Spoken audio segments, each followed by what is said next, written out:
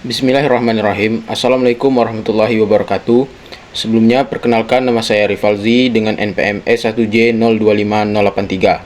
Pada kesempatan video kali ini saya ingin menjelaskan proyek metode morfologi saya dengan spesies tumbuhan semangka dengan nama latin yaitu Citrullus lanatus.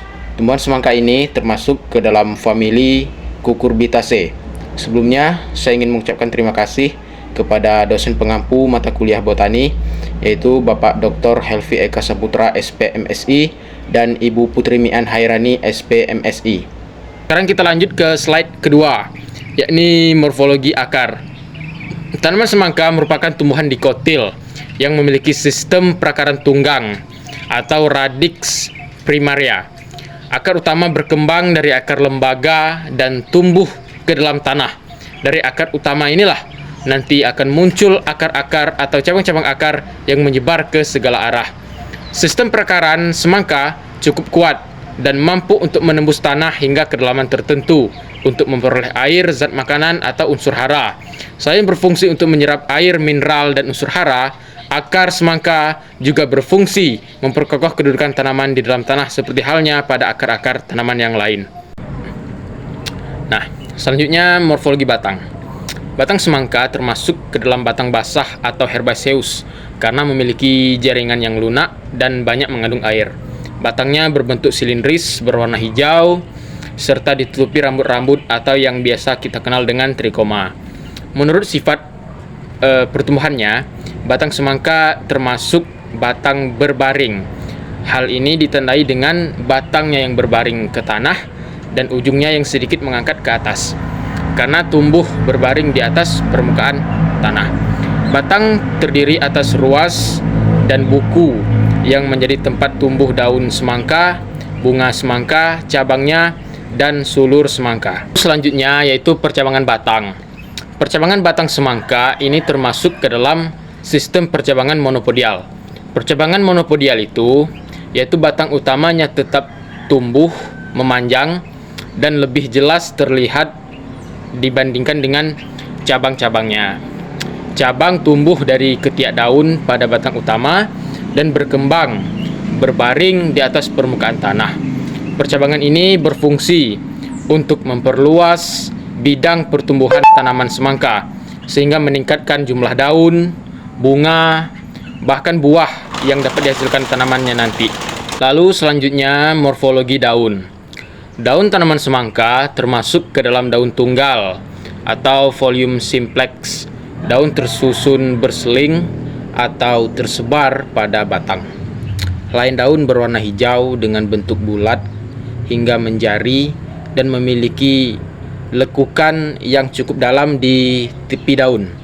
Permukaan daun ditutupi oleh rambut-rambut halus atau juga yang kita sebut dengan trikoma, dan ini juga merupakan bagian dari organa aksesoria dari tanaman semangka.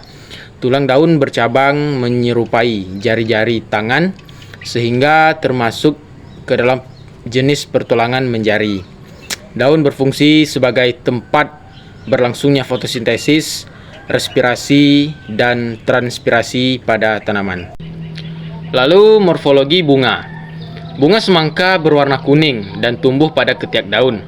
Tanaman semangka memiliki bunga berkelamin tunggal atau yang biasa kita kenal dengan uniseksual, yaitu bunga jantan dan bunga betina terpisah, akan tetapi tetap berada di dalam individu tumbuhan yang sama. Oleh karena itu, semangka termasuk tumbuhan berumah satu atau monoecious. Penyerbukan umumnya dibantu oleh serangga, terutama lebah dan serangga-serangga lain. Setelah terjadi penyerbukan dan pembuahan, bunga betina akan berkembang menjadi buah. Nah, yang berkembang menjadi buah ini merupakan bagian bunga yang biasa kita sebut dengan ovarium atau bakal buah. Lalu kita masuk ke slide berikutnya, yaitu morfologi buah. Buah semangka termasuk ke dalam buah sejati tunggal berdaging yang secara khusus disebut buah pepo. Ciri-ciri buah pepo pada semangka yaitu memiliki kulit buah yang tebal, daging buah yang berair, serta mengandung banyak biji. Hal ini dapat kita lihat pada buah semangka memiliki 3 lapisan pelindung biji. Yang pertama adalah exokard, itu merupakan pelindung bagian luar. Yang kedua adalah mesokarp, yaitu bagian tengah. Dan yang ketiga adalah endokarp. Dan endokarp ini merupakan tempat melekatnya biji. Endokarp inilah yang biasanya kita manfaatkan atau kita makan pada buah semangka atau buah-buahan yang lain. Warna kulit buah umumnya itu hijau dengan corak belang, sedangkan warna daging buah dapat merah, kuning, maupun yang lain tergantung dengan varietas.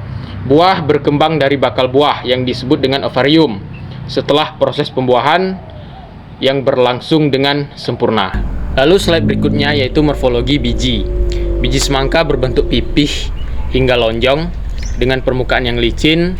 Warna biji dapat hitam, coklat, atau yang lain tergantung dengan varietas dari tanaman semangka.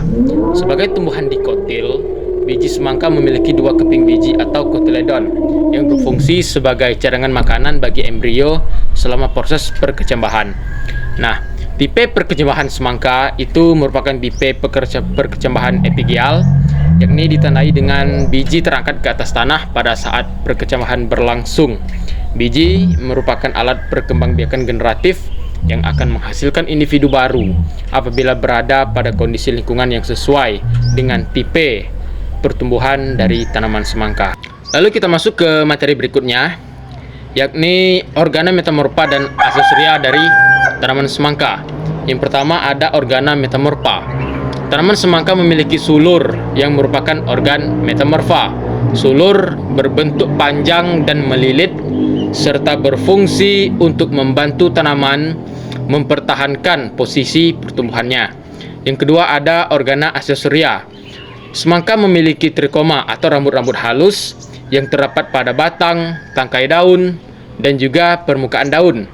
Trikoma berfungsi untuk melindungi tanaman dari gangguan OPT atau organisme pengganggu tanaman, serta mengurangi penguapan yang berlebihan pada daun. Sekarang kita masuk ke slide terakhir, di mana pada slide terakhir ini kita akan memaparkan sedikit manfaat dari buah semangka.